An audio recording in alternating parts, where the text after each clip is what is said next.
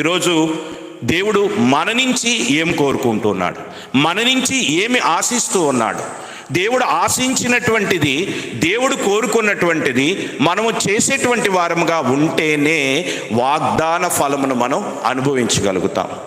ఈరోజు మనం ధ్యానించబోతున్నటువంటి అంశం ఏమిటి అంటే, దేవుడు ఈ నూతనమైన సంవత్సరంలో మన నుంచి ఏమి కోరుకుంటున్నాడు, ఏమి మన నుంచి ఆయన ఆశిస్తూ ఉన్నాడు అనేటువంటి విషయాన్ని మనం ధ్యానం చేయబోతూ ఉన్నాం.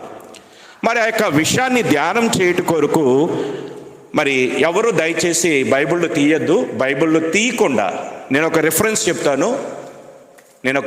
చెప్తాను. ఆ రిఫరెన్స్లో ఉన్నటువంటి మరి వాక్యాన్ని చూడకుండా చెప్పాలి. కష్టమేం కాదు, చాలా ఈజీ. అందులో మొత్తం 5 లైన్లు 6 లైన్స్ ఉంటాయి. 6 లైన్స్లో లాస్ట్ 2 లైన్స్లో ఉన్నటువంటి మాట, ఆ యొక్క వాక్యాన్ని ఎవరు చెప్తారో చూద్దాం. కొలసీలకు రాసిన పత్రిక, ఈరోజు మన అంశం కూడా అదే. కొలసీలకు రాసిన పత్రిక 3వ అధ్యాయము 16వ వచనం. కనిపిస్తుంది కదా? కొలసీలకు రాసిన పత్రిక 3వ అధ్యాయము 16వ వచనం. ఒకసారి చేద్దాం, ఆ మాటను చదువుకుందాం ఒకసారి. కృతజ్ఞతలై ఉండడి, సంగీతములతోనూ కీర్తనలతోనూ ఆత్మ సంబంధమైన పద్యములతోనూ ఒకరినొకడు బోధించు, బుద్ధి చెప్పుచు, కృపాసహితముగా మీ హృదయంలో దేవుని గురించి గానము చేయుచు. ఈరోజు మనం ధ్యానించబోతున్నటువంటి అంశం ఏమిటి అంటే, సమస్త విధములైన జ్ఞానముతో క్రీస్తు వాక్యము మీలో సమృద్ధిగా నివసింపనీయుడి. సమృద్ధిగా క్రీస్తు యొక్క వాక్యాన్ని మనలో నివసింపనీయుడి. ఇది దేవుడు మన నుంచి ఆశించేదండి. ఈ యొక్క లేఖన భాగాన్ని ధ్యానించుట కొరకు మరి ముందుగా మన చుట్టూ ఉన్నటువంటి కొన్ని పరిస్థితులు, అనుదిన మన జీవితంలో మనం అనుభవిస్తున్నటువంటి కొన్ని శరీర సంబంధమైన విషయాలను ఒకసారి మనం ఆలోచన చేసినట్లయితే ఆత్మ సంబంధమైన విషయాలను తెలుసుకుంటానికి మనకి అవకాశం దొరుకుతుంది. ఉదాహరణకి ఒక వ్యవసాయకుడు ఉన్నాడు అనుకోండి, ఒక ఫార్మర్ ఉన్నాడు. ఫార్మరు అంటే ఆ వ్యవసాయకుడు ఒక మామిడి విత్తనాన్ని వేశాడు అనుకోండి. ఎందుకు వేస్తాడు మామిడి విత్తనం? వ్యవసాయకుడు దాని నుంచి మామిడి కాయలు రావాలి, ఆ మామిడికాయలను మరి ఆ యొక్క మామిడికాయల ద్వారా తన జీవనాన్ని కొనసాగించాలి, తను బ్రతకటానికి. ఆ విత్తనమును అంటే మామిడి టెంక అంటాం కదండి, విత్తనం అంటే ఆ మామిడి టెంకను వేసిన తర్వాత అతడు ఏం ఆశిస్తాడు చెప్పండి? ఆ టెంకలో నుంచి ఏం రావాలి? మొక్క రావాలి. ఆ మొక్క ఏమవ్వాలని కోరుకుంటాడు? ఎదగాలని కోరుకుంటాడు. ఎదిగినటువంటి ఆ యొక్క మామిడి మొక్క చెట్టుగా మారి ఆ చెట్టులో నుండి ఏం రావాలని కోరుకుంటాడు? మామిడి కాయలు రావాలని కోరుకుంటాడు. అంతేనే కదా? ఒక వ్యవసాయకుడుగా చేయవలసినటువంటి పని, వ్యవసాయకుడుగా కోరుకోవాల్సినటువంటి పని. అంటే ఒక వ్యవసాయకుడు తాను చేస్తున్నటువంటి వ్యవసాయంలో తాను నాటినటువంటి విత్తనము నుంచి మొక్క వచ్చి, మొక్క చెట్టుగా మారి చెట్టు నుంచి ఫలములు రావాలని అతడు కోరుకోవాలి. అలా కోరుకుంటమే అది సమంజసం. అంతేనే కదా? అదే రీతిగా ఒక బిజినెస్ మ్యాన్ ఉన్నాడు అనుకోండి, వ్యాపారం చేసేటువంటి వ్యక్తి. వ్యాపారం ఆరంభించిన తర్వాత అతడు ఏమనుకుంటాడు? ఇంత లాభం వచ్చింది చాలే అనుకుంటాడా? ఉదాహరణకు 1 లక్ష రూపాయలతో స్టార్ట్ చేశాడు అనుకోండి. అలా ఆ సంవత్సరం అంతా కూడా దాని మీద కొంత లాభం వస్తూ వచ్చింది, ఒక 25,000 లాభం వస్తూ వచ్చింది ప్రతి నెల. అంతటితో తృప్తి పొందుతాడా? నెక్స్ట్ ఇయర్ ఏమనుకుంటాడు? ఏం కోరుకుంటాడు? తన బిజినెస్ ఏమవ్వాలనుకుంటాడు? వృద్ధి చెందాలనుకుంటాడు. తన బిజినెస్లో అభివృద్ధి రావాలనుకుంటాడు. కోరుకోవాలా లేదంటారు? కోరుకోవాలి. అలా కోరుకోవటం అనేటువంటిది సమంజసమా కాదా? చెప్పండి, సమంజసమేనా? కోరుకోవడం అనేటువంటిది సమంజసమే. అదే రీతిగా ఒక వ్యక్తి జాబ్లో జాయిన్ అయ్యాడు అనుకోండి. జాబ్లో జాయిన్ అయ్యేటువంటి వ్యక్తి ఏం కోరుకుంటాడు? స్టార్టింగ్లో ఒక 10,000 శాలరీ ఉందనుకోండి. 1 సంవత్సరం అయిన తర్వాత ఏం కోరుకుంటాడు? ఇంక్రిమెంట్ రావాలి. ఇంక్రిమెంట్ రావాలంటే ఏం జరగాలి? ప్రమోషన్ రావాలి. అలా ప్రమోషన్ రావాలి, వృద్ధి చెందాలని కోరుకుంటాడు. అలా వృద్ధి చెందుతూ తద్వారా దానివల్ల వచ్చేటువంటి ఫలములను అనుభవించాలని కోరుకుంటాడు. కోరుకోవటం అనేటువంటిది తప్ప రైటా? తప్పు కాదు కదా? రైట్. ఒక వ్యవసాయకుడు తాను వేసినటువంటి విత్తనము మొలకెత్తి చెట్టుగా మారి అది ఎదిగి దాని నుంచి ఫలములు రావాలని కోరుకోవడం తప్పు కాదు. ఒక వ్యాపారం చేసేటువంటి వ్యక్తి తాను చేసేటువంటి వ్యాపారము వృద్ధి చెంది దానిలో లాభము రావాలని, అది అభివృద్ధి చెందాలని కోరుకోవటం ఏమాత్రము తప్పు కాదు. అదే రీతిగా ఒక జాబ్లో జాయిన్ అయినటువంటి వ్యక్తికి కూడా ఆ జాబ్లో ప్రమోషన్ రావాలి, ఆ జాబ్లో డెవలప్మెంట్ ప్రమోషన్ రావాలి, ఉన్నత స్థితికి వెళ్ళి ఎక్కువ శాలరీ నేను పొందాలని కోరుకోవడం ఏమాత్రం కూడా తప్పు కానే కాదు. అదే రీతిగా స్టూడెంట్స్ ఉన్నారనుకోండి, ఎల్కేజీలో స్టార్ట్ చేసిన తర్వాత వచ్చే ఇయర్కి ఏమవ్వాలి, యూకేజీకి వెళ్ళాలి. అలా 10 years అయ్యేటప్పటికి ఏమవ్వాలి, 10th class. అంటే ఎవ్రీ ఇయర్ ఏమవుతుండాలి, ప్రమోషన్, గ్రోత్ ఉండాలి. అలా గ్రోత్ అనేటువంటిది, ప్రమోషన్ అనేటువంటిది ఎప్పటి వరకు ఉండాలి స్టూడెంట్కి, తాను చదువుతున్నంత కాలము కూడా ఆ గ్రోత్ అలానే ఉండాలి. ఏ ఒక్క సంవత్సరం ఆగిపోయినా అతని యొక్క గ్రోత్ ఆగిపోయింది అంటాం. అలా ఆగాడు అంటే, ఒక 10th classకి వచ్చి ఆగాడు అంటే వెంటనే ఏమనుకుంటాం చెప్పండి, అతనిలో సరిగా చదవట్లేదు, డిఫెక్ట్ ఉందని అనుకుంటాం. అంటే ఆ స్కూల్ స్టడీస్ స్టార్ట్ చేసినటువంటి వ్యక్తి దినదినము ఏం జరగాలి, వృద్ధి జరగాలి.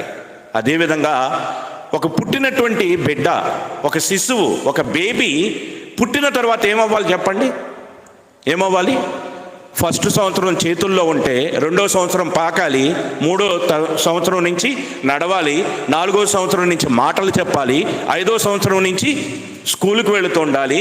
ఒక 10-15 ఏళ్ళు వచ్చేటప్పటికి 10th class పాస్ అయ్యి, తర్వాత కొన్ని సంవత్సరాలు వచ్చేటప్పటికి ఏం చేయాలి, అతడు చదువుకునేటువంటి దానిని బట్టి ఉద్యోగం చేసేటువంటి వాడిగా ఉండాలి. అంటే పుట్టినటువంటి బిడ్డ దినదినం ఏం జరగాలి చెప్పండి, ఎదగాలి.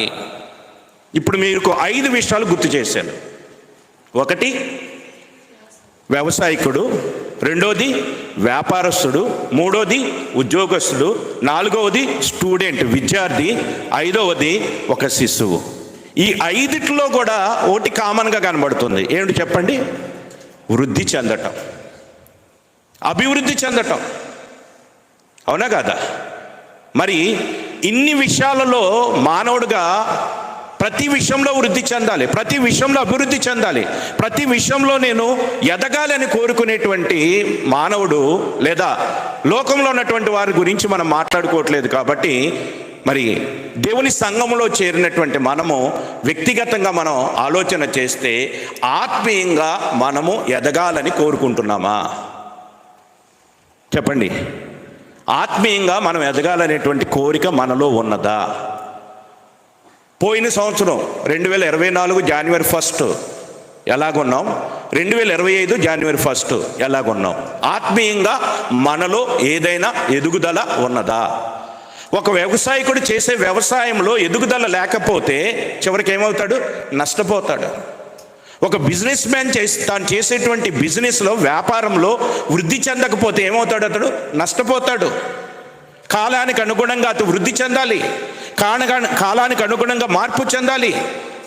అలా మార్పు చెందినటువంటి వాళ్ళు, అలా అభివృద్ధి చెందుతున్నటువంటి వాళ్ళు మాత్రమే మరి అభివృద్ధిలోనికి వచ్చి ఆ యొక్క బిజినెస్ ద్వారా, వ్యాపారం ద్వారా, ఉద్యోగం ద్వారా, లేదా చదువుకున్నటువంటి చదువుల ద్వారా వారు ప్రయోజనాన్ని పొందగలుగుతారు. పుట్టినటువంటి బిడ్డ ఎదగపోతే ఏమంటారు చెప్పండి? పుట్టినటువంటి బిడ్డ ఎదగపోతే ఏమంటారు?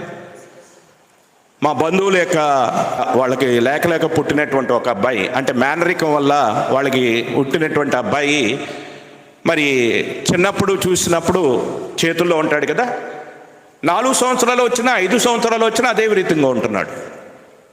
ఏమిటని డాక్టర్ని టెస్ట్ చేస్తే డాక్టర్లు చెప్పింది ఏమిటంటే, ఈ బ్రెయిన్ అనేటువంటిది పెరగకుండా బ్రెయిన్ పైన ఒక బోన్ ఎక్స్ట్రా పెరిగింది, దానివల్ల ఆ బ్రెయిన్ పెరగట్లేదు. కాబట్టి శారీరకంగా పెరుగుతున్నాడు కానీ ఏమాత్రము కూడా మరి వివరణ అనేటువంటిది లేదు. చిన్నప్పుడు పుట్టినప్పుడు ఎలాగున్నాడో 15 సంవత్సరాలు వచ్చినా అట్లానే ఉంటున్నాడు. తల్లి ఎవరో తెలియదు, తండ్రి ఎవరో తెలియదు, చూస్తే నవ్వుతాడు, ఆకలిస్తే ఏడుస్తాడు, కూర్చుంటం తెలియదు, నుంచుంటం తెలియదు, మాట్లాడటం తెలియదు, స్నానం చేసుకోవటం తెలియదు, ఏమీ తెలియదు. కారణం ఏమిటంటే శారీరకంగా పెరిగాడు కానీ ఎదగాల్సినటువంటి బ్రెయిన్ అతనిలో ఎదగలేదు. శారీరకంగా మనం ఆలోచన చేసినప్పుడు వృద్ధి లేకపోతే, అభివృద్ధి లేకపోతే, ఎదగకపోతే ఎలా ఉంటాము అనేటువంటి కొన్ని విషయాలు శారీరకంగా మనం ఆలోచన చేస్తే, ఆత్మీయంగా మనం ఎదగకపోతే, ఆత్మీయంగా వృద్ధి చెందకపోతే మన యొక్క జీవితాల్లో కూడా కొన్ని పెను ప్రమాదాలు ఉన్నాయని దేవుడి యొక్క వాక్యం సెలవిస్తూ ఉన్నది. మరి ఎలా ఎదగాలి? అసలు దేవుడు ఏం కోరుకుంటున్నాడు అంటే, ఒకసారి తిమోతికి రాసిన మొదటి పత్రిక 2వ అధ్యాయం 4వ వచనాన్ని మనం చూసినట్లయితే, ఆయన మనుషులందరూ రక్షణ పొంది సత్యమును గూర్చిన ఏం సంపాదించాలి? అనుభవము, జ్ఞానాన్ని సంపాదించాలి. ఎక్కడైనా కానీ మీరు రక్షణ పొందితే చాలు అని ఎక్కడైనా యేసుక్రీస్తు చెప్పారా? మీరు రక్షణ పొందితే చాలు నేను పరలోకం ఇస్తానని చెప్పారా? చెప్పలేదు కదా. అపోస్తులు చెప్పారా? చెప్పలేదు. సువార్తికులు చెప్పారా? చెప్పలేదు. ఏమంటున్నాడు? మనుషులందరూ కూడా రక్షణ పొందాలి, సత్యము అనగా వాక్యమును గుచ్చినటువంటి అనుభవ జ్ఞానాన్ని కలిగి ఉండాలి. ఆత్మీయంగా మనం ఎదగాలంటే మనకు ఉండవలసింది ఏమిటంటే సత్యమును గుచ్చినటువంటి అనుభవ జ్ఞానాన్ని మనం కలిగి ఉండాలి. అయితే సువార్తలు 2 రకాలు ఉంటాయండి. సువార్తలు అనేటువంటివి 2 రకాలు. ఒకటి రాజ్య సువార్త ఉంటుంది, రెండవది రక్షణ సువార్త ఉంటుంది. రాజ్య సువార్త అనేటువంటిది సంఘములో చేర్చబడినటువంటి వారికి తెలియచెప్పేది. రక్షణ సువార్త అనేది సంఘము వెలుపటి ఉన్నటువంటి వారికి తెలియచేసేది. ఉదాహరణకి మన సహవాసం నుంచి బెనర్జీ మిగిలినటువంటి వాళ్ళు ప్రతి శుక్రవారం నాడు ఎక్కడికి వెళ్తుంటారు? సువార్త పనికి బయటికి వెళ్తుంటారు. బయటికి వెళ్ళినప్పుడు చెప్పేటువంటిది రక్షణ సువార్త అండి. ఎందుకంటే వాళ్ళకి దేవుడు తెలియదు, యేసుక్రీస్తు తెలియదు, రక్షణ అంటే తెలియదు, పాపం అంటే తెలియదు. అటువంటి పరిస్థితుల్లో వాళ్ళకి మనం చెప్పేది ఏమిటంటే రక్షణ సువార్త. యేసుక్రీస్తు ద్వారా రక్షణ, యేసుక్రీస్తు ద్వారా పాప క్షమాపణ, యేసుక్రీస్తు ద్వారా నిత్య జీవం, యేసుక్రీస్తు ద్వారా స్వస్థత అని లోకానికి దేవుడంటే ఎవరో లేనటువంటి వారికి తెలియచేసేది అది రక్షణ సువార్త. కానీ సంఘంలో చేర్చబడినటువంటి వారికి తెలియజేయవలసింది ఏమిటి అంటే రక్షణ సువార్త కాదు, రాజ్య సువార్త. రాజ్య సువార్త అనగా ఆత్మీయంగా ఎదుగుదలకు కావలసినటువంటి మాటలు. దేవుని సన్నిధిలోకి వచ్చి రక్షింపబడి మారు మనసు పొంది బలలో చేయిస్తున్నటువంటి వారికి నీ పాపం పోవాలంటే యేసుని నమ్మాలి అంటే ఎట్లా ఉంటుందో చెప్పండి. అందుకని సువార్త 2 రకాలుగా ఉంటుంది. ఒకటి రక్షణ సువార్త, రెండవది రాజ్య సువార్త. ఇప్పుడు మనం నేర్చుకోవాల్సింది ఏమిటంటే రాజ్య సువార్త. ఎందుకంటే సంఘపు వెలుపలనున్నటువంటి మనము క్రీస్తు యొక్క రక్తము ద్వారా కడగబడి సంఘంలో మనం చేర్చబడ్డాం. అందుకని దేవుడు ఈ యొక్క నూతనమైనటువంటి సంవత్సరంలో మనకిచ్చినటువంటి వాగ్దానాన్ని నెరవేర్చాలని ఆయన ఎంతో ఆశతో ఎదురు చూస్తున్నాడు. అదే సందర్భంలో దేవుడు మన నుంచి ఏం కోరుకుంటున్నాడంటే ఆత్మీయంగా ఎదగాలని దేవుడు కోరుకుంటున్నాడు. ఒకవేళ ఆత్మీయంగా ఎదగకపోతే దానివలన చాలా ప్రమాదాలు ఉన్నాయి. ఈరోజు ఆత్మీయంగా ఎదుగుట ఎట్లు, ఒకవేళ ఆత్మీయంగా ఎదగకపోతే దానివల్ల వచ్చేటువంటి ప్రమాదాలు ఎలా ఉంటాయి అనేటువంటి విషయాలను దేవుని యొక్క వాక్యము ద్వారానే తెలుసుకోవటానికి ప్రయత్నం చేద్దాం. మొట్టమొదటిగా ఒకవేళ ఆత్మీయంగా మనం ఎదగకపోతే ఎలా ఉంటుంది అనేటువంటి విషయాన్ని గురించి అపోస్తలుడైనటువంటి పౌలు గలతీయులకు రాసినటువంటి పత్రిక, అపోస్తలుడైన పౌలు గలతీయులకు రాసిన పత్రిక 4వ అధ్యాయము 1వ వచనం నుంచి మనం చూసినట్లయితే, మరియు నేను చెప్పున్నదేమనగా వారసుడు అన్నిటికీ కర్తరై ఉన్నను, బాలుడై ఉన్నంత కాలము అతనికి దాసునికి ఏ భేదము లేదు. వారసుడు అన్నిటికీ కర్త. వారసుడు అంటే ఎవరు? కొడుకు. వారసుడే అతడు, వారసుడే, అన్నిటికీ వారసుడే, తండ్రి యొక్క ఆస్తికి వారసుడు. కానీ అతడు బాలుడై ఉన్నంత కాలము అతనికి దాసునికి తేడా లేదు. దాసుడికి బాలుడికి అంటే ఈ వారసుడికి మధ్య డిఫరెన్స్ ఏంటంటే ఈ దాసుడైనటువంటి వారికి బహుమానాలు ఇచ్చి పంపించేయటమే తప్ప ఆ దాసుడైనటువంటి వారికి ఆస్తిలో భాగం అనేటువంటిది రాదు. ఎవరికి ఆస్తిలో భాగం వస్తుంది? వారసుడైనటువంటి వారికి. కొన్ని సంవత్సరాల క్రిందట నార్త్ ఇండియాలో జరిగినటువంటి ఒక సంఘటన అండి. ఒక ధనవంతుడు ఉన్నాడు. ఆ ధనవంతుడు తనకెంతో ఆస్తి ఉంది. అయితే ఆ ధనవంతుడికి తనకు ఒక చిన్న కుమారుడు ఉన్నాడు. ఆ చిన్న కుమారుడు చాలా అల్లారు ముద్దుగా పెంచుకుంటూ ఉన్నాడు. తన ఇంట్లో చాలా పనివాళ్ళు కూడా ఉన్నారు. అనుకోకుండా ధనవంతుడు చనిపోవాల్సిన పరిస్థితి. ధనవంతుడు మరణశయ్య మీదకి వెళ్ళాడు, తాను చనిపోతానని తెలిసిన తర్వాత తన యొక్క బాధ అంతా ఏమిటి అంటే తన కుమారుడు గురించి. తన కుమారుడు ఎలా బ్రతుకుతాడని కాదు, తన కుమారుని ఎలా రక్షించుకోవాలి. ఎందుకంటే ఆస్తి విస్తారంగా ఉన్నది. ఆస్తి అంతటికి ఇప్పుడు వారసుడు ఎవరు? కుమారుడు. ఆ కుమారుడు ఎలాగున్నాడు? చిన్నవాడు, బాలుడై ఉన్నాడు. ఇప్పుడు ఈ ఆస్తి అంతా కానీ నా కుమారుడి పేరు నేను రాసేసినట్లయితే ఈ ఉన్నటువంటి పని వాళ్ళు ఆస్తి కోసం నా కుమారుడిని తప్పకుండా చంపేస్తారు. కాబట్టి అతడు ఏం చేయాలని బాగా ఆలోచించి చివరికి ఒక వీలునామా రాశాడు. ఒక వీలునామా రాసి పనివాళ్ళని పిలిచి పనివాళ్ళ చేతిలో పెట్టి ఆ పనివాళ్ళకి తన కుమారుడిని అప్పగించి జాగ్రత్తగా పెంచమని చెప్పి తన కాలం వచ్చినప్పుడు చనిపోయాడు. చనిపోయిన తర్వాత కుమారుడు పెద్దవాడైన తర్వాత మరి అతనికి ఆస్తిని పొందే ఆ యొక్క వయసు వచ్చిన తర్వాత ఆ కుమారుడు తన పనివారిని పిలిచి అడుగుతూ ఉన్నాడు, నా ఆస్తి తండ్రి వీలునామా రాసి మీ చేతికి ఇచ్చాడు కదా, ఆ వీలునామాలో ఉన్న దాని ప్రకారం నా ఆస్తి నాకు అప్పగించండి అని కుమారుడు అడిగినప్పుడు ఆ కుమారుడికి ఆ పనివారులు వాళ్ళకి 100 కోట్ల ఆస్తి ఉందనుకోండి, ఆ 100 కోట్లలో 1 కోటి రూపాయలు కుమారుడికి ఇచ్చి 99 కోట్లు వాళ్ళు తీసేసుకున్నారు.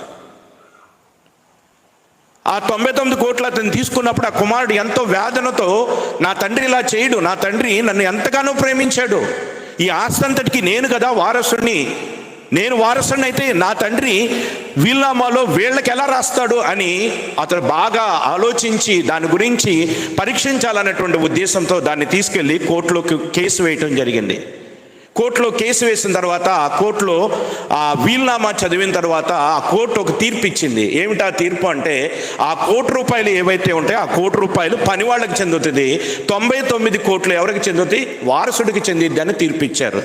కారణం ఏమిటంటే ఆ వీలునామాలో ఆ ధనవంతుడు ఏమని రాశాడు అంటే, మీరు నా కుమారుడిని జాగ్రత్తగా పెంచి అతడు వయసు వచ్చిన తర్వాత అతనికి నా ఆస్తిలో మీకు నచ్చిన దానిని ఇవ్వండి అని చెప్పాడు. ఆ మాట వాళ్ళకి చాలా ఆనందంగా ఉంది, చాలా సముఖంగా ఉంది. దానిని బట్టి కుర్రోడిని జాగ్రత్తగా పెంచారు. పెంచిన తర్వాత అతడు వయసు వచ్చినప్పుడు ఆ యొక్క ఆస్తిని అనుభవించడానికి అర్హత అతడికి వచ్చినప్పుడు వాళ్ళకి నచ్చింది ఎదటోళ్ళకి ఇస్తారో వాళ్ళు ఉంచుకుంటారు. ఏం చేస్తారు?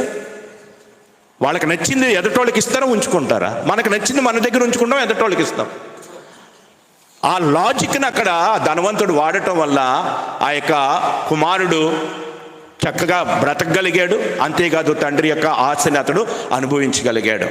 అయితే ఇప్పుడు ఈ మాటలను ఎందుకు మనం జ్ఞాపకం చేసుకుంటున్నాము అంటే, అతడు బాలుడైనంత కాలము అతనికి ఏం రాకుండా పోయింది చెప్పండి? ఆస్తి అతనికి ఇవ్వలేకుండా పోయింది. కాబట్టి మనం ఇప్పుడు బాలుడముగా ఉన్నట్లయితే, ఆత్మీయంగా ఎదగకపోయినట్లయితే దేవుని యొక్క వాగ్దానాలను పొందేటువంటి అవకాశం మనకి ఉండదు. ఎందుకంటే ఆ వాగ్దానాన్ని మనకి ఇస్తే ఆ వాగ్దానాన్ని ఎలా వాడుకోవాలో మనకు తెలియదు. చిన్నపిల్లలు ఉన్నారు, చిన్నపిల్లలు అయినటువంటి వారికి కత్తి ఇస్తామండి, ఉల్లిపాయలు కోసే కత్తిని చిన్నపిల్లలకి ఇస్తామా? ఇవ్వం. ఎప్పుడు ఇస్తాం వాళ్ళకి? 15-20 ఏళ్ళు వచ్చిన తర్వాత చాకు తీసుకురారని మనమే పంపిస్తాం. చిన్నపిల్లలుగా ఉన్నప్పుడు పంపిస్తామా?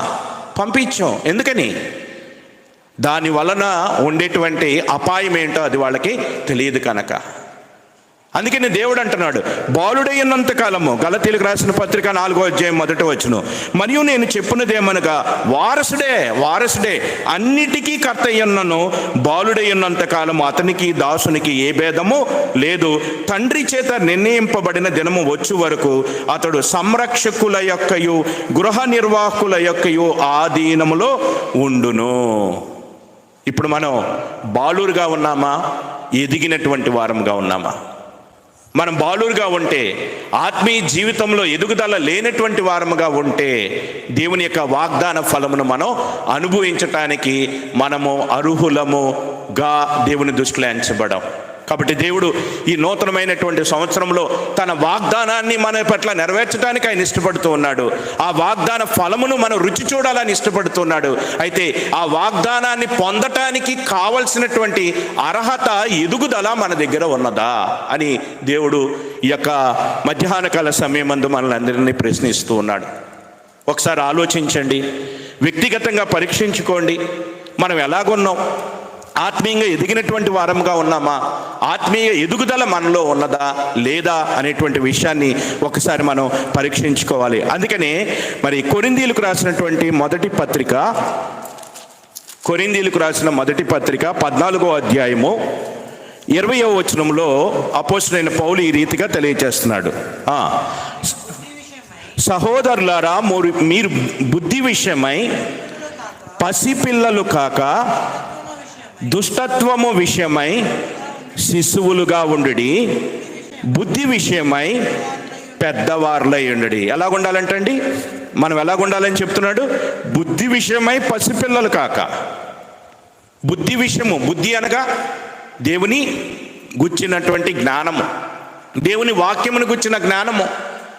ఈ బుద్ధి విషయమై పసిపిల్లలుగా ఉండకుడి, బుద్ధి విషయమై పసిపిల్లలు కాక దుష్టత్వం విషయమై శిశువులుగా ఉండుడి, బుద్ధి విషయమై పెద్దవారుగా ఉండండి. బుద్ధి విషయమే మనం ఎదగాలి. ఎలా ఎదుగుతాం మనం? ఎలా ఎదుగుతాం? ఒకవేళ ఎదగకపోతే జరిగేటువంటి మరొక నష్టాన్ని గురించి కూడా తెలియచేస్తున్నాడు. ఎఫెసీయులకు రాసిన పత్రిక 4వ అధ్యాయము 14వ వచనం. అందువలన మనమిక మీదట పసిపిల్లలమై ఉండి మనుషుల మాయోపాయముల చేత వంచనతోనూ తప్పు మార్గమునకు లాగు కుయుక్తితోనూ గాలికి కొట్టుకొని పోవునట్లు కల్పింపబడిన ప్రతి ఉపదేశమునకు ఇటు అటు కొట్టుకొని పోవచ్చు అలల చేత ఎగరకొట్టబడిన వారమైనట్లు ఉండక. ఏమవుతాం చెప్పండి? పసిపిల్లలుగా ఉంటే ఏమవుతారు? గాలి చేత కొట్టుకుని పోయేటువంటి పొట్టు వలె. ఎవరిని మోసం చేయటం ఈజీ చెప్పండి? పెద్దవాళ్ళని, చిన్నపిల్లల్ని? చిన్నపిల్లల్ని మోసం చేయటం ఈజీ కదా. ఒక చాక్లెట్ చూపించినా, ఒక ఐస్ క్రీమ్ చూపించినా, ఒక బిస్కెట్ చూపించినా, మీ నాన్న అక్కడ ఉన్నాడు రమ్మంటున్నాడు అనగానే వాళ్ళని మోసం చేయటం ఈజీ కదండి. అదే ఒక 20 సంవత్సరాల వయసు వచ్చినటువంటి వాడికి చాక్లెట్ చూపితే పడతాడా? ఏమండి? ఎందుకని? వారు శారీరకంగా ఎదిగినటువంటి వాడు.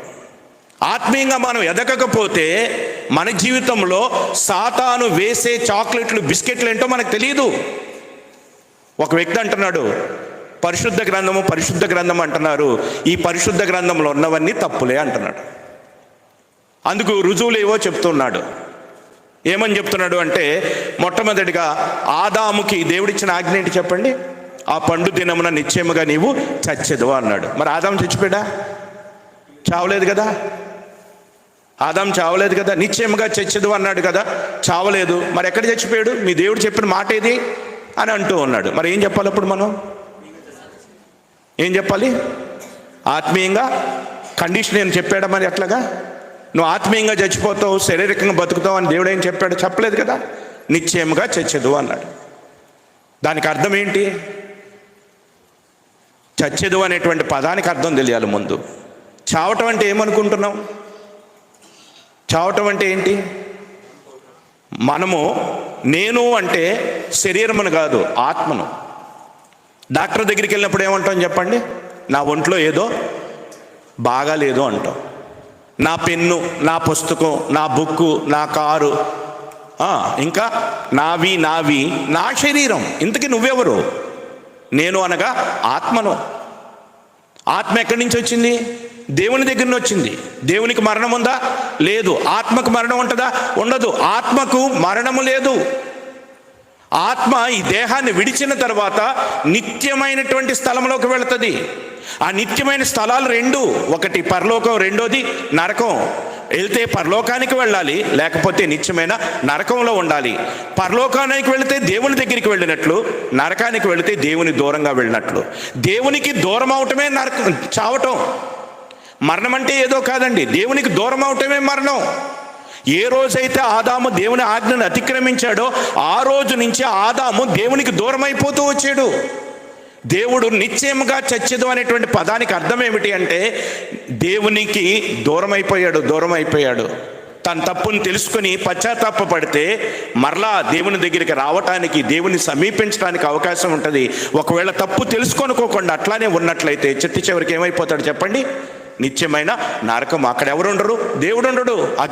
అగ్ని ఆరదు, పురుగు చావదు. దేవుడు లేనటువంటి స్థలము, దేవుడు లేనటువంటి చోట ఉండేటువంటిది ఏంటి అంటే బాధ. దేవునికి దూరం అయిపోవటమే మరణం. మనం చనిపోతున్నాము అంటే ఈ భూమిని వదిలిపెడుతున్నాం అంతే. ఈ భూమిని విడిచి పాతాళం అనేటువంటి మహాభయంకరమైనటువంటి స్థలంలోనికి వెళుతున్నాం. ఒకవేళ దేవుణ్ణి ఎరగకపోతే, దేవుణ్ణి ఎరిగితే అబ్రహాము రొమ్మున ఆనుకుంటానికి వెళతాం. మరణమనగా దూరం అయిపోవటం, మరణమనగా దేవునికి దూరంగా వెళ్ళటం. దేవునికి దూరంగా వెళ్ళటమే మరణం. ఆదాము ఆ రోజు నుంచి దేవునికి దూరంగా జరుగుతూ వచ్చాడు, పారిపోయాడు, దాక్కున్నాడు, ఏవేవో మాటలు చెప్తూ వచ్చాడు. తద్వారా శాపానికి గురి అయిపోయాడు. ఈ మాట ఎలా అర్థమవుతుందో లోకంలో ఉన్న వాళ్ళకి? దేవుడి యొక్క వాక్యం అనేటువంటిది లోకానికి అర్థం కాదండి. ఎందుకంటే నేను మీతో చెప్పుచున్న మాటలు ఆత్మయు జీవము, అక్షరము కాదు. ఈ అక్షరము కాదు మనం చదవాల్సింది. దీనిలో ఉన్నటువంటి ఆత్మ జ్ఞానాన్ని దేవుడు మనకు బోధించాలి. వారు దేవుని చేత బోధింపబడుదురు. ఆ ఆత్మ మనలోనికి వచ్చినప్పుడు ఏం చేస్తారట? సర్వసత్యములోనికి మనల్ని నడిపిస్తాడు. ఆత్మీయంగా ఎదగాలనేటువంటి కోరిక మనలో ఉంటే, ఆత్మీయంగా దేవుని వాక్యమును తెలుసుకోవాలనేటువంటి కోరిక మనలో ఉంటే, ఆ ఆత్మ మనలోనికి వచ్చి మనకి దేవుడి వాక్యాన్ని బోధించి ఆత్మీయంగా మనకి ఎదుగుదలకు సహాయం చేస్తాడు. కాబట్టి ఆత్మీయంగా మనం ఎలాగున్నాము అనేటువంటి విషయాన్ని మనం పరీక్షించుకుంటే, మరి ఒకవేళ ఆత్మీయంగా ఎదగకపోతే వచ్చేటువంటి మరి పరిణామాలు ఎలాగుంటాయి అంటే, అతడు బాలుడై ఉన్నంతకాలము వారసుడు ఏమాత్రము కానేరడు. రెండవదిగా, ఒకవేళ బాలుడై పసిపిల్లలుగా ఆత్మీయంగా ఎదగకపోతుంటే ఎవరు ఏది చెప్తే అదే నమ్మేస్తామండి. ఎవరు ఏది చెప్తే అదే నమ్మేస్తాం. అనేకమైనటువంటి ఆత్మలు లోకములోనికి బయలు వెళ్ళినవి కనుక ఆయా ఆత్మలను నమ్మవద్దు. ఏ ఆత్మ దేవుని సంబంధమైనదో కాదో పరీక్షించి తెలుసుకొనిడి. ప్రభువైన యేసుక్రీస్తు యొక్క రాకడకు ముందుగా జరగబోయేటువంటిది ఏమిటి అంటే మోసం జరుగుతుంది. ఏ మోసము అంటే సువార్తపరమైన మోసం, దేవుని వాక్యపరమైనటువంటి మోసం. దేవుని వాక్యం అనేటువంటి ముసుగులోనే దేవుని పిల్లలైనటువంటి వారిని మోసం చేయటానికి సాతాను తానే వెలుగుదూత వేషము వేసుకొని ఏది దేవుడనబడునో ఏది పూజించబడునో దాని అంతటిని ఎదిరించి వాడు తన్ను తాను దేవునిగా కనపరుచుకొంచు దేవుని ఆలయంలోకి వచ్చి కూర్చుండును గనుక ఎవడునూ మిమ్మల్ని మోసపరుచుకొని వద్దని చెప్పి, ఎవడునూ మిమ్మల్ని మోసపరుచుకొనుండా జాగ్రత్తగా చూచుకోనమని చెప్పి దెసలోనికలకు రాసిన 2వ పత్రిక 2వ అధ్యాయంలో అపోస్తలుడైన పౌలు సంఘానికి తెలియజేస్తూ ఉన్నాడు. అందుకని ఆత్మీయంగా మనం ఎదుగుదల లేకపోతే మరి వచ్చేటువంటి పరిస్థితులు ఎలాగ ఉంటాయి అంటానికి మరి ఇవి 2 వాక్య భాగాలు. మరొక విషయాన్ని మనం చూసినట్లయితే గలతీలకు రాసిన పత్రిక 3వ అధ్యాయము, గలతీలకు రాసిన పత్రిక 3వ అధ్యాయము మొదటి వచనం నుంచి మనం చూసినట్లయితే, ఓ అవివేకులైన గలతీయులారా, మిమ్మల్ని ఎవడు భ్రమపెట్టును? సిలువ వేయబడిన వాడైనట్టుగా యేసుక్రీస్తు మీ కన్నుల ఎదుట ప్రదర్శింపబడెను కదా. ఇది మాత్రమే మీ వల్ల తెలుసుకొని కోరుచున్నాను. ధర్మశాస్త్ర సంబంధమైన క్రియల వలన ఆత్మను పొందితురా, లేక విశ్వాసంతో వినుట వలన ఆత్మను పొందితురా? మీరింత అవివేకులైతిరా. ఏమైపోయారంటే గలతీయులు అవివేకులైపోయారు. వాళ్ళని అవివేకులు అయిపోయారని అంటానికి గల కారణం ఏమిటంటే చూడండి, 1వ అధ్యాయం 6వ వచనం, గలతీయులకు రాసిన పత్రిక 1వ అధ్యాయం 6వ వచనం. క్రీస్తు కృపను బట్టి మిమ్మల్ని పిలిచిన వానిని విడిచి ఎటువైపు వెళ్ళారంటండి? భిన్నమైన సువార్త. ఈరోజు లోకంలో ప్రభువైన యేసుక్రీస్తు ద్వారా మానవులందరూ పొందేటువంటి గొప్ప రక్షణ గురించి, పాప క్షమాపణ గురించి ప్రకటించటము కంటే లేనటువంటి స్వస్థతల గురించి ప్రకటించటం ఎక్కువైపోయిందండి. భిన్నమైనటువంటి సువార్త. లోకంలో ఉన్నటువంటి అనేకులు యేసుక్రీస్తు నమ్మకపోవటానికి గల కారణం ఏమిటి అంటే, కొంతమంది వాళ్ళు చెప్పించేటువంటి సాక్ష్యాలు ఎలా ఉండే అంటే, నేను ఒకప్పుడు నాకు పిల్లలు లేరు, దేవుని దగ్గరికి వచ్చాను, నాకు పిల్లల్నిచ్చాడు అని సాక్ష్యం చెప్పిస్తున్నారు. అది వాస్తవమో కాదో తెలియదు. అప్పుడు పిల్లలు ఉన్న వాళ్ళు ఏమనుకోవాలి? వాళ్ళకి పిల్లలు లేరు, అందుకే యేసు వాళ్ళకి కావాలి. నాకు పిల్లలు ఉన్నారు, నాకెందుకు? నాకు ఉద్యోగం లేదు, దేవుడి దగ్గరికి వచ్చాను, ఉద్యోగం ఇచ్చాడు, నాకు ఉద్యోగం ఉంది, నాకెందుకు? అంటే కొన్ని మేలులు దేవుడు మన జీవితాల్లో ఎందుకు చేస్తాడు అంటే దాన్ని మనం అనుభవించాలి. అనుభవించి గొప్పగా దేవుని కొరకు వాడబడటానికి, గొప్ప విషయాలను దేవుని గురించి లోకానికి తెలియచేయటానికి దేవుడు మన జీవితాల్లో కొన్ని కార్యాలు చేస్తాడు. మొన్న ఈ మధ్య ఎవరో చెప్తున్నారు, ఒక చర్చిలో January 31 మేబీ ఇటు ఈస్ట్ వెస్ట్లో అనుకుంటా, క్యాలెండర్లో దేవుని సన్నిధిలో వేలంపాట.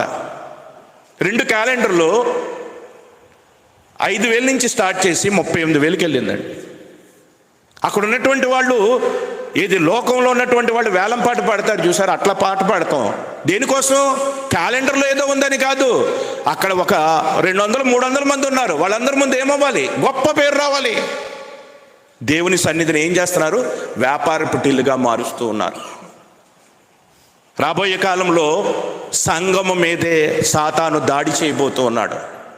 సాతాను ఎప్పుడైతే సంఘం మీద దాడి చేసి సంఘంలో ఉన్న విశ్వాసులైనటువంటి వారిని లాగివేయటానికి వాడు ప్రయత్నం చేస్తూ ఉంటాడో, అప్పుడే ప్రభువైన యేసుక్రీస్తు తన ఆగమనాన్ని, తన యొక్క 2వ రాకడను ఆయన తన యొక్క 2వ రాకడ గుర్చినటువంటి సూచనలుగా మనకి దేవుడు తెలియచేస్తూ ఉన్నాడు. వీళ్ళకి ఎంతో సువార్త ప్రకటించారు గలతీయులైనటువంటి వారికి.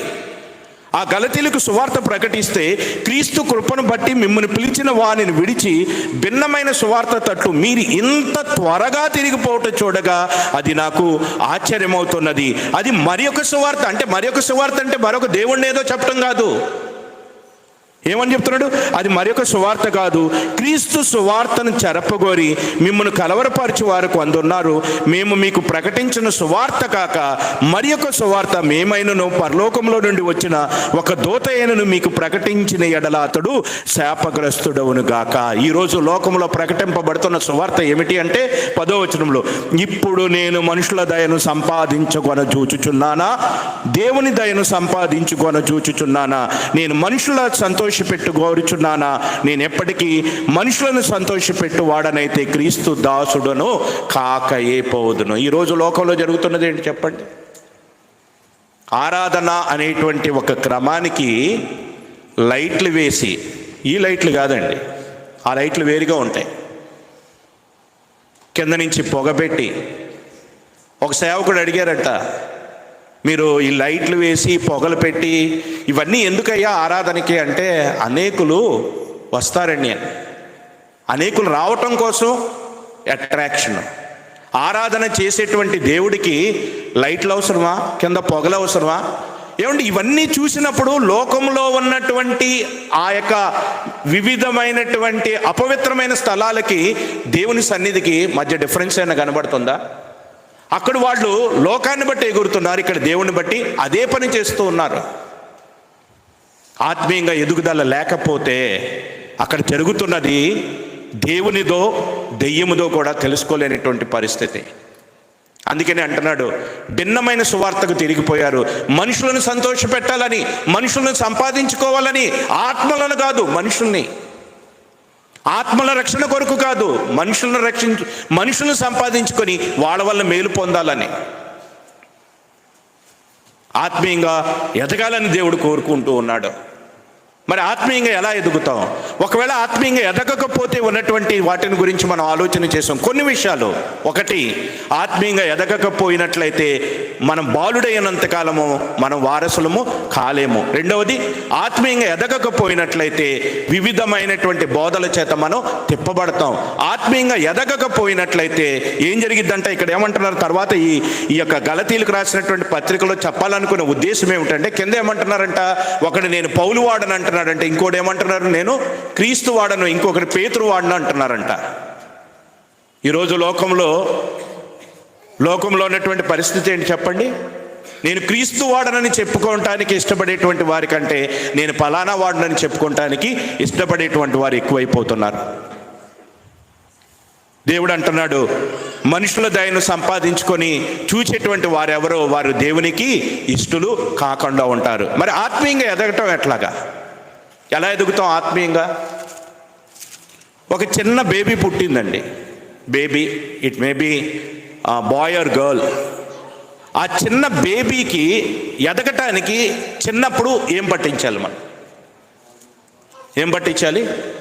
అట్లానే ఆత్మీయంగా పుట్టినటువంటి వాళ్ళు దేనితో ఎదగాలి? చూడండి, పేతురు రాసిన మొదటి పత్రిక 2వ అధ్యాయము. పేతురు రాసిన మొదటి పత్రిక 2వ అధ్యాయము. ప్రభువు దయాళుడని మీరు రుచి చూచి ఉన్న ఎడల సమస్తమైన దుష్టత్వమును, సమస్తమైన కపటమును, వేషధారణను, అసూయను, సమస్త దూషణ మాటలను మాని క్రొత్తగా జన్మించిన శిశువులను పోలిన వారై నిర్మలమైన వాక్యమనేటువంటి పాల వలన రక్షణ విషయములో ఎదుగు నిమిత్తము ఆ పాలను ఏం చేయాలి? అపేక్షించాలి. రక్షణ విషయంలో ఎదగాలంటే మనకి ఏం కావాలి చెప్పండి? ఏం కావాలి? వాక్యం అనేటువంటి పాలు. ఎంతవరకు ఈ వాక్యాన్ని మనం ధ్యానం చేస్తూ ఉన్నాం? ఎంతవరకు వాక్యాన్ని నేర్చుకుంటానికి ప్రయత్నం చేస్తూ ఉన్నాం? ఎంతవరకు వాక్యానుసారంగా జీవించడానికి ప్రయత్నం చేస్తూ ఉన్నాం? తరతరములు గడిచిపోతనే వయసు పెరిగిపోతుంది, లోకపరంగా ఎంతో అనుభవాన్ని సంపాదించుకుంటున్నాం, కానీ దేవుని గుచ్చినటువంటి, దేవుని మాటలను గుచ్చి కానీ దేవుని వాక్యమును గుచ్చినటువంటి అనుభవ జ్ఞానాన్ని మనం సంపాదించుకోలేకపోతున్నాం. చాలామంది, ఎక్కువ మంది ఏమైపోతున్నారంటే ప్రతి దానికి విశ్వాస జీవితంలో ఎదుటోళ్ళ మీద ఆధారపడిపోవటం, దేవుని మీద ఆధారపడటం కంటే మనుషుల మీద ఆధారపడటం ఎక్కువైపోతుంది. కారణం ఏమిటంటే ఆత్మీయంగా ఎదుగుదల లేనటువంటి పరిస్థితి. ఆత్మీయంగా ఎదగాలంటే ఏముండాలట? వాక్యం అనేటువంటి పాలు. వాక్యం అనేటువంటి పాలు మరి ఆత్మీయంగా ఎదుగుదలకు అవసరమని ఇక్కడ అపోస్తలుడైనటువంటి పౌలు తెలియచేస్తూ, మరి ఎదిగిన తర్వాత ఏముండాలి? చూడండి ఒకసారి. హెబ్రీలకు రాసినటువంటి పత్రిక 5వ అధ్యాయము. హెబ్రీలకు రాసిన పత్రిక 5వ అధ్యాయము 11వ వచనం నుంచి. ఇందును గూర్చి మీకు చెప్పవలసినవి అనేక సంగతులు ఉన్నవి, కానీ మీరు వినుటకు మందులైనందున వాటిని విశదపరచుట కష్టము. కాలమును బట్టి చూచితే మీరు బోధకులుగా ఉండవలసినటువంటి వారై ఉండగా దేవోక్తులలో మొదటి మూలపాఠములను ఒకడు మీకు మరలా బోధింపవలసి వచ్చును. ఎందుకని? దేవోక్తులలో, దేవుని వాక్యములో మూలపాఠములు, బేసిక్ థింగ్స్, ఆ బేసిక్ థింగ్స్ అన్నిటినీ మరలా ఒకడు మీరు బోధించాల్సిన పరిస్థితి. కాలాన్ని బట్టి చూసినట్లయితే అంటే రక్షణ పొందినటువంటి దినాన్ని బట్టి, మారుమనసు పొందినటువంటి దినాన్ని బట్టి, బాప్టిజం పొందినటువంటి దినాన్ని బట్టి, సంఘంలో చేర్చబడిన దినాన్ని బట్టి, ప్రభు యొక్క బలలో చేయి వేస్తున్నటువంటి కాలమును బట్టి చూసినట్లయితే ఎలాగుండాలట?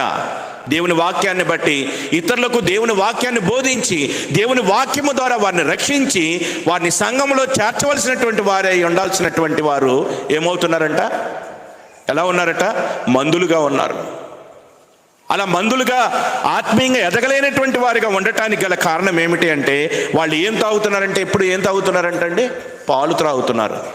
15 ఏళ్ల వయసు వచ్చినటువంటి వాడికి కూడా పొద్దున, సాయంకాలం, మధ్యాహ్నం 3 పూట్ల హార్లిక్స్, బూస్ట్ ఇస్తే వాడికి ఏమన్నా బలం వస్తుందండి? వస్తుందంటారా? ఏం చేయాలి చెప్పండి? బలమైన ఆహారాన్ని పెట్టాలి. చిన్నపిల్లలప్పుడు పాలు సరిపోతాయి, పెద్ద అయిన తర్వాత బలమైన ఆహారం కావాలి. అందుకని అంటున్నాడు, మీరు పాలు త్రాగవలసిన వారే కానీ బలమైన ఆహారం తినగలవారు కారు. మరియు పాలు త్రాగు ప్రతివాడును శిశువే గనక నీతి వాక్య విషయంలో ఏమి లేనివాడై ఉంటాడు? అనుభవం లేనివాడై.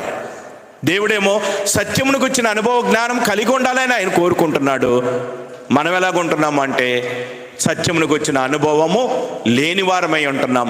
అలా లేనివారమై ఉండటానికి గల కారణం ఏమిటంటే ఎల్లప్పుడూ కూడా వాక్యం అనే పాలే, ఎల్లప్పుడూ వాక్యం అనేటువంటి పాలే. ఎప్పుడు ఆశీర్వాదాలే, ఎప్పుడు దీవెనలే, ఎప్పుడు స్వస్థతలే. ఇవే తప్ప దేవుడు వాక్యపు లోతులోనికి వెళ్ళి ఆ వాక్యాన్ని నేర్చుకుంటానికి కానీ, ఆ వాక్యము ఏమి చెప్తుంది, దేవుడు నాకు ఏం చెప్తున్నాడు, దేవుడు నన్ను దీవించాలంటే, దేవుడు నన్ను ఆశీర్వదించాలంటే నేను ఎలాగుండాలి, నా ప్రవర్తన ఎలాగుండాలి అని దేవుని వాక్యపు లోతులోనికి వెళ్ళటానికి చాలామంది ప్రయత్నం చేయట్లా. ప్రభువైనటువంటి యేసుక్రీస్తు సువార్త ప్రకటించేటప్పుడు పేతురు యొక్క ధోనిలోకి ఎక్కి వాళ్ళందరికీ సువార్త ప్రకటించిన తర్వాత పేతురు అన్నాడంట, ఏమని? నీవు ధోనిను లోపలికి లోతుకు నడిపి కుడివైపున వలయమంటే పేతురు గారు ఏమన్నారు? ప్రభువా, నేను చేపలు పట్టడంలో దిట్ట, రాత్రంతా కూడా నేను వలేశాను, అయినా కానీ నాకేమీ రాలేదన్నాడు. నేను చెప్తున్నాను, లోతుకు నడిపి వలయమంటే వలవేయంగానే ఏం జరిగిందండి? విస్తారమైనటువంటి చేపలు.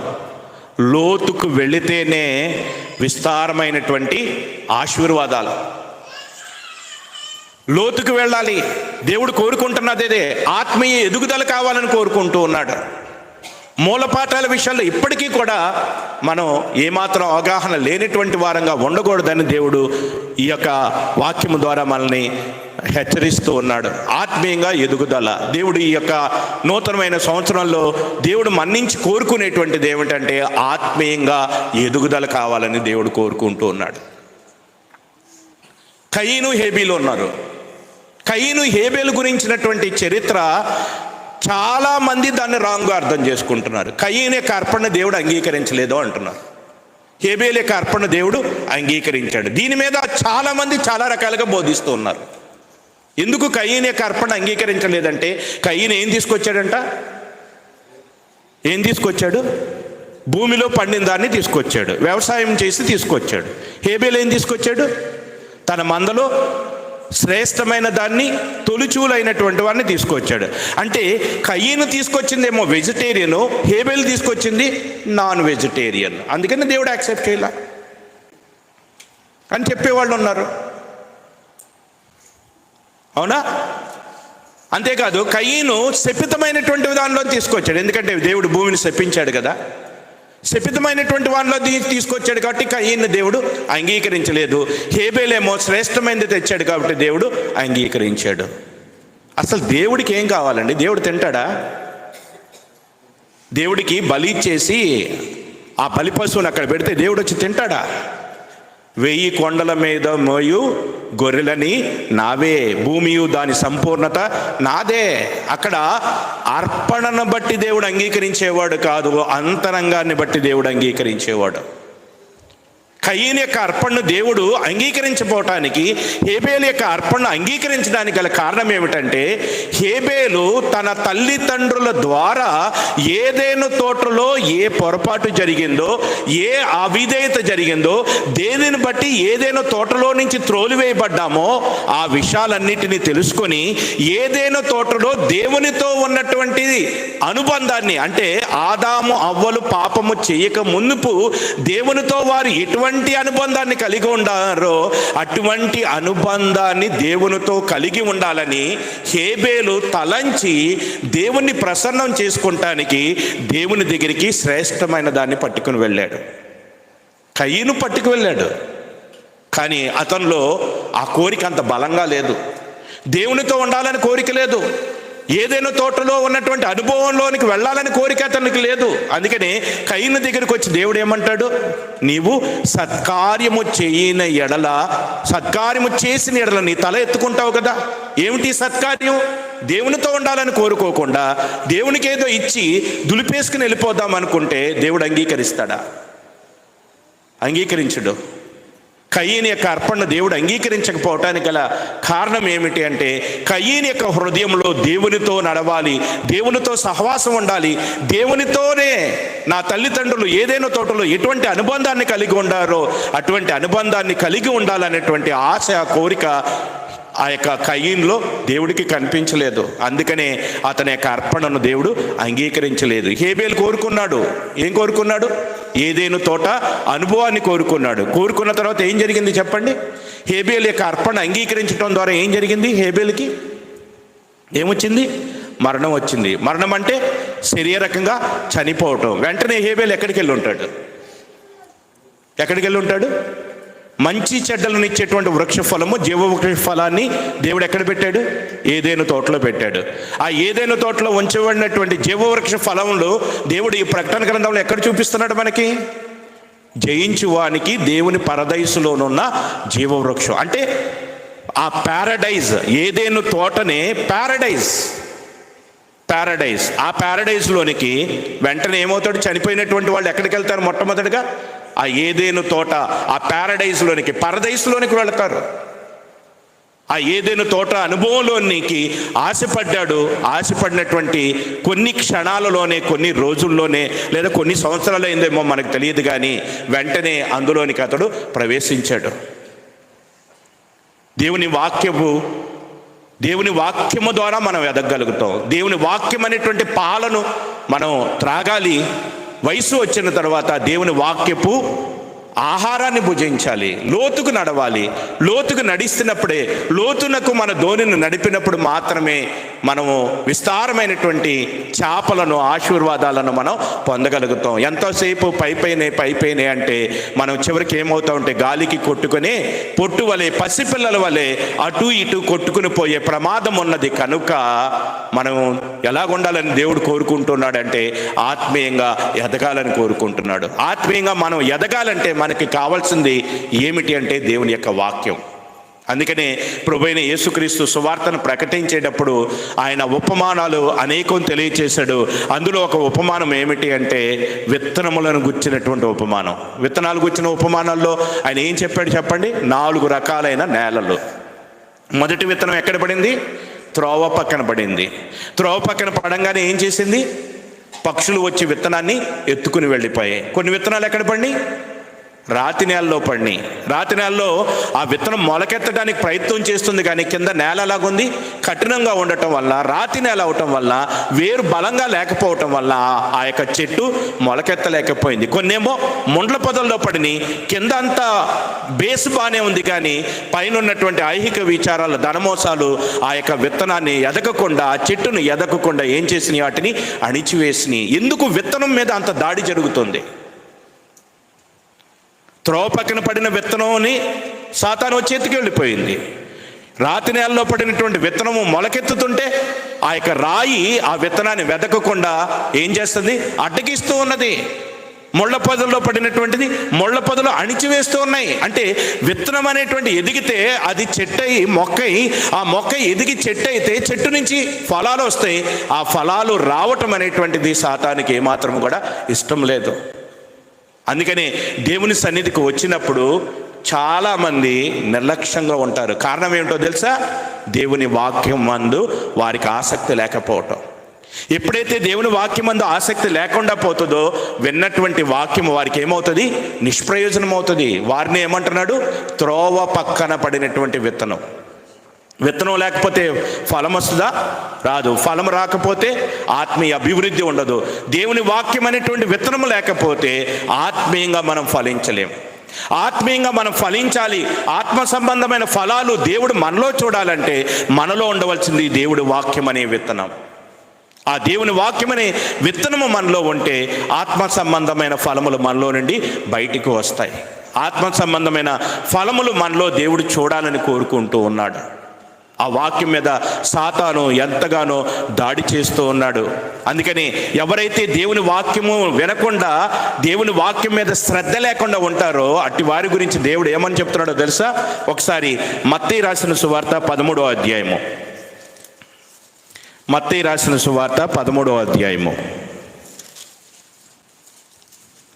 13, 15 వచనాలు కలిసి ఉన్నాయి. ఒకసారి చూడండి, చదువుకుందాం మాటలు.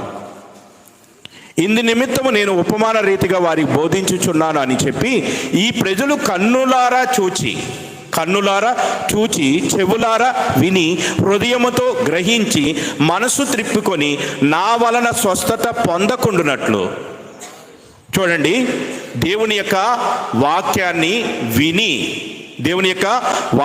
విని హృదయంతో గ్రహించి మనసు మార్చుకొని ఆ యొక్క వాక్యము ద్వారా ప్రభు అయిన యేసుక్రీస్తుని, ఆయన యొక్క గొప్ప రక్షణని, దేవుణ్ణి మనం తెలుసుకున్నట్లయితే మనకు కలిగేటువంటిది ఏమిటంట? స్వస్థత.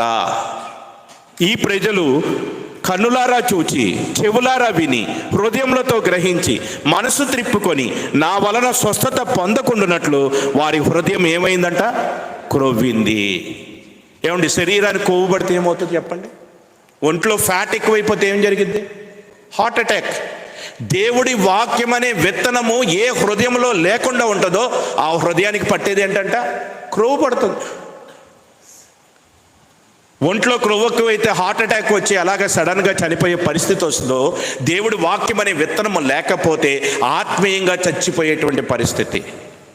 అందుకనే అంటున్నాడు, వారి చెవులు వినుటకు మందములైనవి, వారు తమ కన్నులు మూసుకొని ఉన్నారు కనుక వినుట మట్టుకు విందురు గాని గ్రహింపనే గ్రహింపరు, చూచుట మట్టుకు చూతురు గాని ఎంత మాత్రము తెలుసుకొనరు. ఎంత కాలము వచ్చినా, ఎంత వాక్యాన్ని బోధించినా, ఎంతగా దేవుని సేవకులు వారిని హెచ్చరించినా వాక్యం విన్నట్టుగా నటిస్తారు కానీ వాక్యాన్ని గ్రహించరు, వాక్యానుసారముగా ఏమాత్రము కూడా ప్రవర్తించడానికి ఇష్టపడరు. అందుకనే అటువంటి వారిని గురించి దేవుడు ఏమని తెలియచేస్తున్నాడంటే, రోమీలకు రాసినటువంటి పత్రిక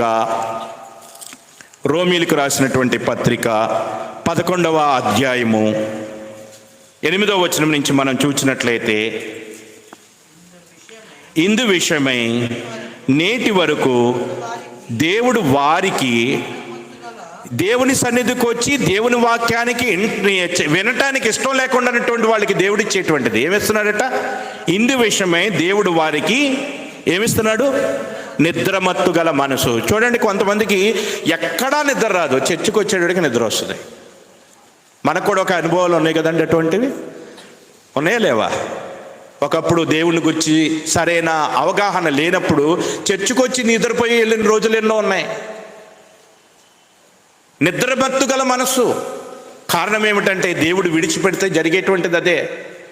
దేవుడు వారికి నిద్రమత్తు గల మనసులను, చూడలేని కన్నులను, వినలేని చెవులను ఇచ్చి ఉన్నాడని వ్రాయబడి ఉన్నది. దేవుని వాక్యం అంటే నిర్లక్ష్యంగా ఉంటే, ఆ వాక్యం పట్ల ఆసక్తి లేకపోతే, వారు వినటానికి ఇష్టపడకపోతే, సమయము ఉన్నప్పుడు దేవుణ్ణి వెదకపోతే ఇదే మిక్కిలి అనుకూలమైన సమయం. ఆయన మీకు దొరుకు కాలమందు ఆయనను వెదకమని ఆయన హృదయం అనే తలుపు యొద్ద తట్టుతున్నప్పుడు, నిద్రమత్తు గల మనసుతో వినటానికి ఇంట్రెస్ట్ చూపించకపోతే, రేపొద్దున వినాలని ప్రయత్నించినప్పుడు ఆయన తన మాటను మనకు తెలియచేయటానికి ఇష్టపడ్డాడు. ఉదయకాలం మందు వాక్యంలో మనం విన్నాం, ఎవరు? ఏశావు. ఫస్ట్ సర్వీస్లో ఏశావు ఆశీర్వాదం కొరకు ఆశతో ఏడ్చుచూ వెతికాడంట, కానీ ఆశీర్వాదం అతను పొందే అవకాశాన్ని రాలేదు. సువార్త ప్రకటింపబడుతున్నప్పుడు ఇది మిక్కిలి అనుకూలమైన సమయం. దేవుడు దొరుకు కాలం ఇది. దేవుడు దొరకని కాలం ఒకటి రాబోతుంది. ఆ కాలంలో వెతికినా ఆయన మనకి కనబడ్డు. సౌలుకి ఎంతో టైం ఇచ్చాడు. ఇచ్చిన టైం అంతా కూడా దావీదు వెనకాల పడటమే సరిపోయింది. ఒక టైం వచ్చింది, ఆ టైంలో వెతుకుతున్నాడు. వాళ్ళ దగ్గరికి వెళ్తున్నాడు, వీళ్ళ దగ్గరికి వెళ్తున్నాడు. ఎన్ని ప్రయత్నాలు చేసినా వల్ల కావట్లేదు. చివరికి కర్ణపిశాచాల దగ్గరికి వెళ్ళాడు. కర్ణపిశాచాలు వాళ్ళ దగ్గరికి వెళ్ళి సమూయేలును పిలిపించమని చెప్తున్నాడు. ఆ సౌలుకు బుద్ధి చెప్పాలనేటువంటి ఉద్దేశంతోనే ఆ కర్ణపిశాచాలను కలిగినటువంటి వారి చేతనే సమూయేలును బయటికి రెప్పించి, సమూయేలు చేత సౌలుకి ఏమి జరగబోతుందో దేవుడు వాస్తవాన్ని అక్కడ తెలియచేయించాడు. దేవుణ్ణి వెదకవలసిన సమయంలో వెదకలేదు. దేవుడు మాటను అంగీకరించవలసిన సమయంలో అంగీకరించలేదు. దేవుని వాక్యాన్ని తన యొక్క హృదయంలో ఉంచుకోలేదు.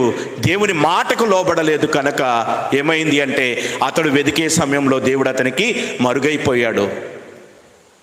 అందుకని దేవుడు అంటున్నటువంటి మాట ఏమిటి అంటే, వాక్యం పరంగా ఎదగటానికి, వాక్యంలో ఎదగటానికి దినదినము కూడా మనం ఎదగాలని దేవుడు ఈ నూతనమైనటువంటి సంవత్సరంలో మన్నించి ఆయన ఆశిస్తూ ఉన్నాడు. ఆయన వాగ్దానము ఇచ్చినటువంటి దేవుడు, వాగ్దానాలను నెరవేర్చేటువంటి దేవుడు, వాగ్దానాన్ని మనలో నెరవేర్చాలని ఆశపడుతున్నాడు. అయితే ఆ వాగ్దానాన్ని వాగ్దాన ఫలమును మనం పొందాలి అంటే మనం చేయవలసింది ఏమిటి అంటే, ఆత్మీయంగా మనం ఎదగాలి.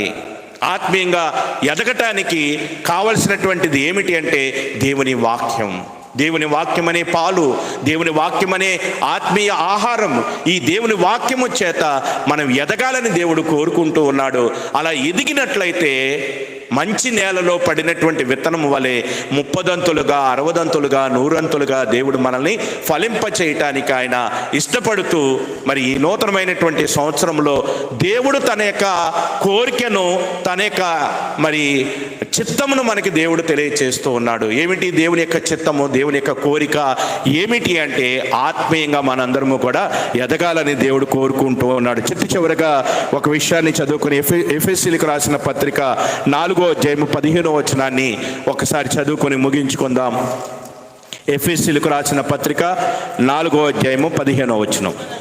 ప్రేమ కలిగి సత్యము చెప్పుచు క్రీస్తు వలె ఉండుటకు మనము అన్ని విషయములలో ఎదుగుదుము. దేవుడు ఏం కోరుకుంటున్నాడు చెప్పండి? ఆత్మీయ ఎదుగుదల. అవును, ఆలోచించండి. ఒక వ్యవసాయకుడు తన యొక్క వ్యవసాయంలో దిగుబడి పెరగకపోతే, ఒక బిజినెస్ మ్యాన్ తాను చేస్తున్న వ్యాపారంలో వృద్ధి లేకపోతే, ఒక ఎంప్లాయీ, ఒక జాబ్ చేస్తున్నటువంటి వ్యక్తికి ప్రమోషన్ లేకపోతే, చదువుకున్నటువంటి స్టూడెంట్కి ప్రతి ఇయర్ ప్రమోషన్ లేకపోతే, పుట్టినటువంటి బిడ్డ ఎదగకపోతే, ఆత్మీయంగా పుట్టినటువంటి వారు ఎదగకపోతే దానివల్ల ఏమాత్రము ప్రయోజనం అనేటువంటిది ఉండదు. ఆత్మీయంగా ఎదగాలి, ఆత్మీయంగా ఎదగాలని కోరుకోవాలి. ఆత్మీయంగా మనం ఎదగాలంటే ఈ దేవుని వాక్యము మనకి ఎంతగానో ఉపయోగపడుతుంది. దేవుని వాక్యమును ధ్యానించాలి. దేవుని వాక్యమును దివారాత్రములు ధ్యానించువాడు ధన్యుడు, అతడి నీటి కాలువన ఎవరన్నా నాటబడినదై ఆకువాడక తన కాలమందు ఫలమిచ్చి చెట్టు వలె ఉంటారు. అందుకనే బాలుడు నడవలసినటువంటి త్రోవలను వాడికి నేర్పించండి. ఎప్పుడు నేర్పించాలి? చిన్నపిల్లలప్పుడే. ఎలా నేర్పించమని దేవుడు చెప్తున్నాడు? ద్వితీయోపదేశ కాండంలో ఇశ్రాయేలుకి తెలియచేస్తూ వచ్చాడు. ఏమని తెలియజేస్తున్నాడు? ఒకసారి ద్వితీయోపదేశ కాండము 6వ అధ్యాయము, ద్వితీయోపదేశ కాండము 6వ అధ్యాయము 6వ వచనం. నేడు నేను నీకు ఆజ్ఞాపించు ఈ మాటలు నీ హృదయములో ఉండవలెను. నీవు నీ కుమారులకు వాటిని అభ్యసింపచేసి నీ ఇంట కూర్చుండునప్పుడును, త్రోవ నడుచునప్పుడును, పండుకొనున్నప్పుడును, లేచినప్పుడును వాటిని గురించి మాట్లాడవలెను. సూచనగా వాటిని నీ చేతికి కట్టుకొనవలెను. అవి నీ కన్నుల నడుమ బాసికము వలె ఉండవలెను. నీ ఇంటి ద్వారబంధముల మీద, నీ గౌనుల మీద వాటిని వ్రాయవలెను. ఏంటివి? దేవుని యొక్క వాక్యం. ఎప్పుడెప్పుడు నేర్పించమన్నాడు చెప్పండి? ఎప్పుడెప్పుడు నేర్పించమంటున్నాడు? ఇంట కూర్చుండునప్పుడును, త్రోవ నడుచునప్పుడును, పండుకొనున్నప్పుడును, లేచినప్పుడును వాటిని గురించి, దేవుని వాక్యమును గురించి వారితో ఏం చేస్తుండాలి? మాట్లాడాలి. దేవుని వాక్యము వారిలోనికి వెళితే వారు ఆత్మీయంగా ఏమవుతారు? వృద్ధి చెందుతారు. ఆత్మీయంగా ఆ వాక్యము వారిని ఏం చేస్తుందంటే వృద్ధిలోనికి తీసుకుని వెళుతుంది. ఈ వాక్యము ఈ యొక్క విషయంలో వాక్యపరంగా మనం ఎంతవరకు నెరవేర్పు చేస్తున్నామేమో కానీ ఒక విషయంలో మాత్రం ఇదే వాక్యాన్ని మనం నెరవేరుస్తూ ఉంటాం. దేని విషయం చెప్పనా? స్కూల్ నుంచి రాగానే ఫస్ట్ ఏం చేస్తారు చెప్పండి? చిన్నపిల్లలు ఉంటే ఏం చేస్తారు? ముందు వాళ్ళకి డ్రెస్అప్ చేసేసి కొద్దిగా తినడానికి పెట్టేసి అర్జెంటుగా ఏం ఓపెన్ చేయాలి? డైరీ ఓపెన్ చేయాలి. డైరీ ఓపెన్ చేసి హోంవర్క్ ఏదో చేయాలి. ఎగ్జామ్ వస్తున్నప్పుడు ఏం చేస్తుంటారు చెప్పండి? పొద్దున్నే లేపేసి వాళ్ళ చేత ఇది వచ్చిందా, ఈ టేబుల్ వచ్చిందా, మ్యాథ్స్ అనుకో ఈ టేబుల్ వచ్చిందా చెప్పు, మళ్ళా చెప్పు. స్కూల్కి తీసుకువెళ్తూ కూడా మళ్ళీ రివిజన్ చేయని స్కూల్లోకి వెళ్ళి దించి ఎగ్జామ్ రాసేంత వరకు కూడా చేసేవాళ్ళు లేరా? ఏమండి? అలా ఒకప్పుడు చేసేవాళ్ళు. ఈ రోజు అంటే చాలా మారిపోయింది, కానీ ఒకప్పుడైతే అట్లనే ఉండేది. ఆ రీతిగా దేవుని వాక్యాన్ని అభ్యసింప చేయమంటున్నాడు. ఎందుకంటే దేవుని వాక్యము లేకుండా మనం ఆత్మీయంగా ఎదగలేమండి. దేవుని వాక్యము మనల్ని ఆత్మీయ ఎదుగుదలకు ఉపయోగపడుతుంది. దేవుని దగ్గరికి నుంచి మనకు వచ్చినటువంటి ఏకైక దృశ్యమైనది ఏదైనా ఉన్నదంటే అది పరిశుద్ధ గ్రంథం మాత్రమే. పరిశుద్ధాత్మ మనకి కనబడదు, దేవుని ఆత్మ మనకు కనబడదు. మనకు కనిపించేది ఏదైనా ఉన్నది అంటే అది దేవుని యొక్క వాక్యం మాత్రమే. ఈ యొక్క వాక్యము మన చేతిలోనికి అక్షర రూపంలో రావటానికి ఎంతో మంది రక్తము చిందించాల్సి వచ్చింది. ప్రభువైన యేసుక్రీస్తు 2024 సంవత్సరాల క్రితం ఈ భూలోకానికి వచ్చి 3.5 సంవత్సరాలు ఆయన పలికినటువంటి మాటలు, ఆయన చెప్పిన బోధలు అవన్నీ కూడా ఈ రీతిగా రాసి ఈ మాటలు మనకు తీసుకుని రావటం కోసం అపోస్తులు వారి రక్తాన్ని చిందించాల్సి వచ్చింది. ఈ మాటలు ప్రకటించుచున్నందుకు అపోస్తులు అందరూ, దాదాపుగా అందరూ కూడా శిరఛేదనం చేయబడతామో, సిలువ వేయబడతామో, కొరడాలతో కొట్టబడతామో, అనేక విధములుగా వారు చంపబడ్డారే కానీ ఏ ఒక్కరూ కూడా వారి యొక్క ఆయుష్ నిండినటువంటి తర్వాత ఒక అబ్రహాము వలో, ఒక దావీదు వలో, ఒక సొలొమోను వలో వాళ్ళు నిండు వృద్ధాప్యంలో చక్కటి మరణాన్ని వాళ్ళు అనుభవించిన వాళ్ళు కాదండి. ఈ వాక్యం ఈరోజు మన చేతిలో ఎలా ఉంటుంది అంటే, ఇది ఎంతోమంది అమరవీరుల యొక్క త్యాగాలు, వారి యొక్క రక్తమును చిందించి ఈ మాటలు మన కొరకు దాచి ఉంచారండి. పౌలు పడినటువంటి శ్రమలు, అపోస్తులు పడినటువంటి శ్రమలు, సువార్థికులు పడినటువంటి శ్రమలు, ఈ వాక్యం ఈరోజు మన చేతిలో ఇంత ఫ్రీగా ఉండగలుగుతుంది అంటే కారణం వారి త్యాగాలు. అందుచేత ఈ వాక్యాన్ని దేవుడు మన దాకా తీసుకుని వచ్చాడు, ఇంకా మన చేతిలో ఉండగలుగుతుంది. కొన్ని దేశాల్లో అయితే పరిశుద్ధ గ్రంథాన్ని పట్టుకోవటానికి కూడా వారికి అవకాశం లేదు. పట్టుకుంటే కూడా కేసు, పట్టుకుంటే జీవిత ఖైదీలు ఉన్నాయి. దేవుడి వాక్యం మనకి ఎంతో విరివిగా దొరుకుతుంది. ఆ వాక్యము మనల్ని ఆత్మీయ ఎదుగుదలకు ఎంతో ఉపయోగపడుతున్నది. అలా ఆత్మీయంగా ఎదగాలని దేవుడు కోరుకుంటూ ఈ 2025వ సంవత్సరంలో దేవుడు తన యొక్క కోరికను మనతో పంచుకుంటూ ఉన్నాడు. మనకు ఆయన తన యొక్క ఉద్దేశాన్ని వెల్లడిపరుస్తున్నాడు. మనమేమో వాగ్దాన నెరవేర్పు కోసం చూస్తున్నాం, ఆయనేమో మనం ఎదుగుదల ఉండాలి. ఎందుకంటే ఎదగకపోతే సాతాను మనల్ని ఎక్కడ జల్లిస్తాడేమోనని మన గురించి ఆయన భయపడుతూ ఉన్నాడు. అందుకని మనం ఆత్మీయంగా ఎదగటానికి నిర్ణయం తీసుకుందాం. ఆత్మీయంగా ఎదగటం కోసం అవసరమైన దేవుని వాక్యాన్ని ధ్యానిస్తూ, ప్రార్థనాపూర్వకంగా ధ్యానిస్తూ, దేవుని ఆత్మ సహాయంతో ధ్యానిస్తూ ఈ వాక్యము ద్వారా ఆత్మీయంగా ఎదగటానికి మనందరము కూడా ప్రయత్నం చేద్దాం. అందాక మనం చదువుకున్నటువంటి రీతిగా అన్ని విషయములలో మనము ఎదుగుదము. అన్ని విషయాల్లో ఎదగటానికి ఈ యొక్క 2025వ సంవత్సరాన్ని మన ఆత్మీయ అభివృద్ధి సంవత్సరముగా, ఆత్మీయ ఎదుగుదల సంవత్సరముగా మనము నిర్ణయం తీసుకుని ఆ రీతిగా ఎదగటానికి మనం ఇష్టపడితే దేవుడు తప్పకుండా సహాయం చేసి, ఈరోజు క్యాలెండర్ వాక్యము ఏమిటి? నేను నిన్ను దీవించెదను, ఆశీర్వదించును అనేటువంటి ఆ యొక్క వాక్యాన్ని దేవుడు మన పట్ల నెరవేర్పు జరిగిస్తాడు. మనకిచ్చినటువంటి వాగ్దానాలను దేవుడు మన యొక్క జీవితాల్లో నెరవేరుస్తాడు. కనుక ఆత్మీయ అభివృద్ధి కొరకు, ఆత్మీయంగా ఎదుగుదల కొరకు అనుదిన మన ప్రార్థనలో జ్ఞాపకం చేసుకుందాం. ఆ రీతిగా ఆత్మీయంగా ఎదగటానికి మనందరము కూడా ప్రయత్నం చేద్దాం. అట్టి భాగ్యాన్ని ఈ మాటలు వినుచున్న ప్రతి ఒక్కరికి కూడా దేవుడు దయచేయును గాక.